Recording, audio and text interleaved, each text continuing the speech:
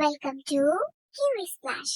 ఈ రోజు మనం వీరు ఇంకా పిచ్చుక కథని చూద్దాం. ఒక ఊరిలో వీరు అనే ఒక అబ్బాయి ఉండేవాడు. అది వేసవి కాలం కావడంతో స్కూల్ కి వేసవి సెలవులు మొదలయ్యాయి. ఇంకా వీరు హూరే, వేసవి సెలవులు మొదలయ్యాయి, ఇంకా రోజు జాలీగా ఆడుకోవచ్చు అంటూ వీరు చాలా ఉత్సాహంగా ఇంటికి మొదలయ్యాడు.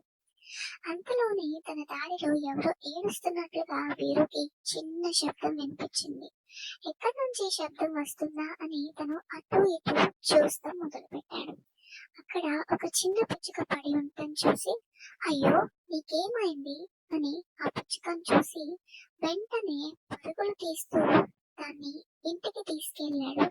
ఇంటికి తీసుకెళ్ళిన తర్వాత ఆ పిచ్చుక కొంచెం ఆహారాన్ని అలానే కొంచెం నీటిని ఇచ్చాడు.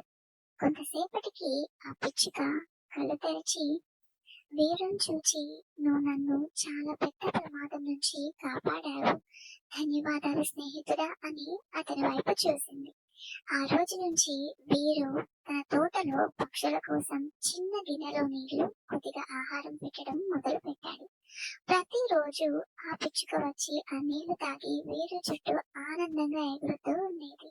ఇలా వీరిద్దరూ చాలా మంచి స్నేహితులయ్యారు.